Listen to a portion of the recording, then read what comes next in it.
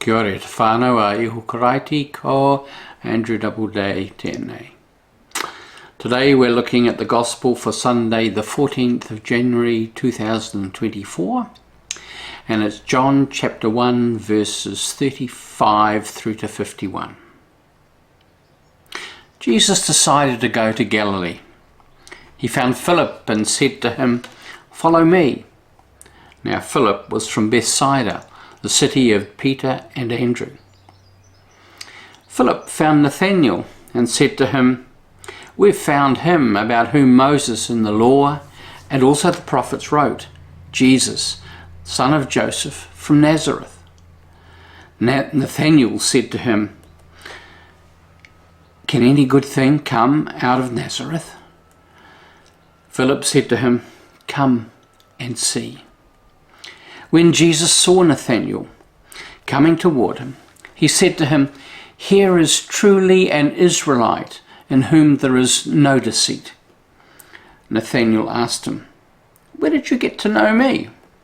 Jesus answered, "I saw you under the fig tree before Philip called you."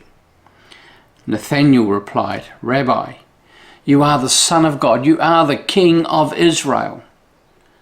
Jesus answered, "Do you believe because I told you that I saw you under the fig tree? You will see greater things than these." And he said to him, "Very truly I tell you, you will see heaven opened and the angels of God ascending and descending upon the Son of Man." Have you ever tried to bargain with God? Have you ever thrown out a fleece? Now, many of you will know what I mean.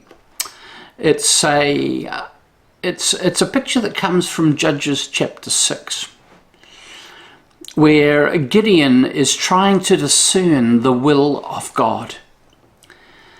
And so he wants to try an option. So what he does is he prays and he says, "Lord, what I'm going to do is I'm going to put out a fleece tonight. And in the morning, if it's wet and the ground around is dry, I'll know that you're saying yes and that I've heard correctly." In the morning, the fleece was saturated so much that he could wring it out and fill a bowl with water, and the ground round about was bone dry. But he still wasn't sure. He thought, well, it could be that that's how things work. So he said again, "Well, I just want to do one more thing." He says, "Let's just do it the other way. That in the morning, if the fleece is dry and the ground is very wet, then it's all go." So he does.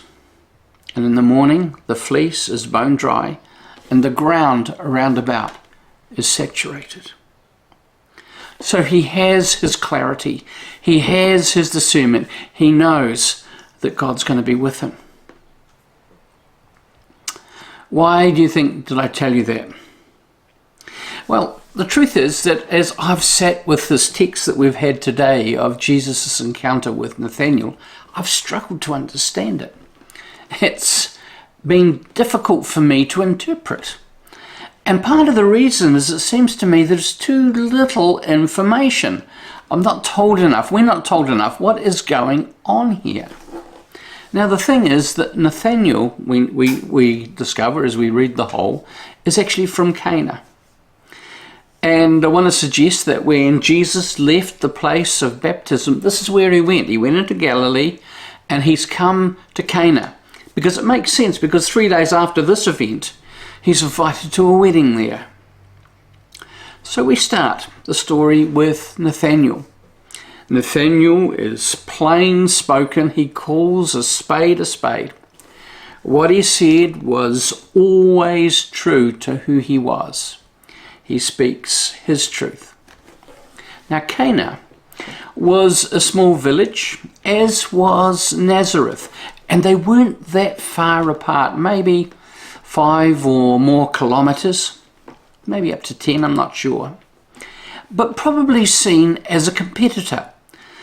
Just like we always see the other as a competitor. I live in Lincoln, And we kind of see Rolleston down the road as a wee bit of a, okay, it's the kind of place that we measure ourselves against. Dunedin, I lived there, we measured ourselves against Christchurch, and Invercargill against Dunedin, and Wellington, I'm sure, against Wellington, against Auckland, usually the smaller against the greater. And so it could have been that the response of Nathaniel to Jesus, to Philip, can any good thing come out of Nazareth, is just a kind of parochial competitiveness. But it could also be that Nathaniel was acknowledging the very small population base of both villages, that neither had significant opportunities for advancement in education, in religion, in politics, in public service, or in social standing. And so there may have been nothing snarky in what he said. He may have simply been making an observation and, in a sense, asking a logical question. Could have simply been saying, the Messiah from Nazareth? Seriously? Eugene Peterson in The Message puts it like this: Nazareth? You've got to be kidding.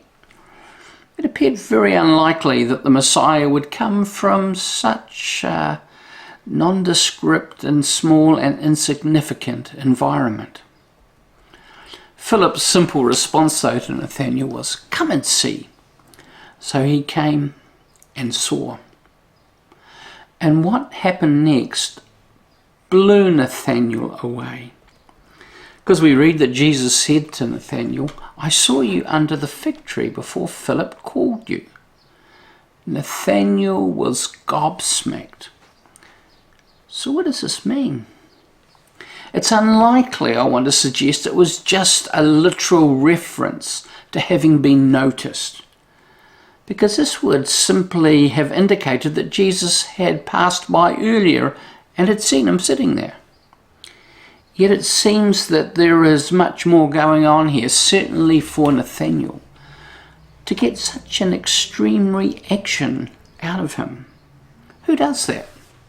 Who gets told, I saw you sitting under the fig tree, and then says, Rabbi, you are the Son of God, you are the King of Israel, in a wholehearted, full-throated kind of act of worship? Just because Jesus makes a simple observation about seeing him sitting under a fig tree. I want to suggest that there could be more, much more. I want to suggest the possibility that Nathaniel had actually bargained with God, kind of put out a fleece. Of course, I can't say for sure. I can use some creative imagination.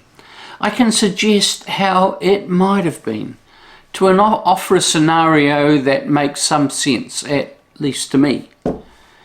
My hunch is that Nathaniel may have been in deep engagement in prayer as he sat under that fig tree. It may have been a time of deep despair and desperation. It may have been a time where he was seeking guidance, wanting a sign, something to hitch his wagon to. And it may have been that he put out a fleece, just like Gideon did, wanting to test his discernment. It may have gone something like this. I've heard John proclaiming this coming Messiah, and I so want to get this right. I've been duped, taken in too many times. If I'm going to give my heart, my soul, my future to following someone, they've got to know something about me no one else does, that no one else could possibly know. And they've therefore got to reference this moment, here, now, under this fig tree. And so we have Jesus. He recognizes his genuineness, his wholeheartedness, his hunger to do what is right.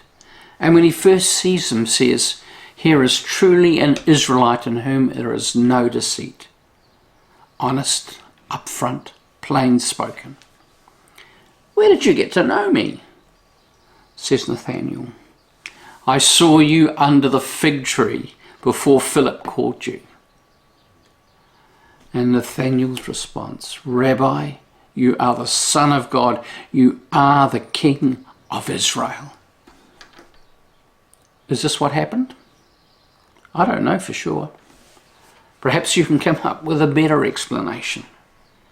Yet it makes sense to me. It's consistent with the facts that we know. And it gives a logical and psychologically satisfying answer to the question.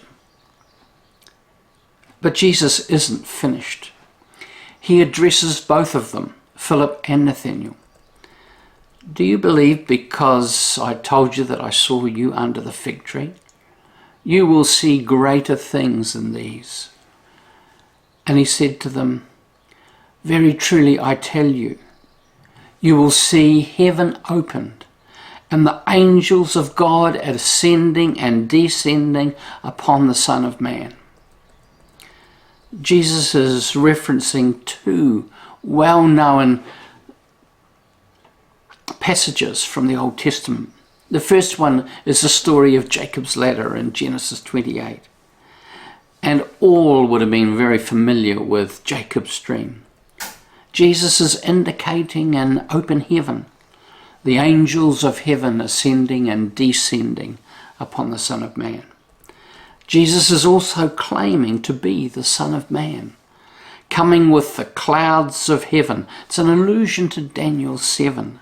This title, Son of Man, is a claim to authority, not a reference to human weakness as we so often think it is. As I said, Jesus is indicating an open heaven. Through him, access to God, to God's way.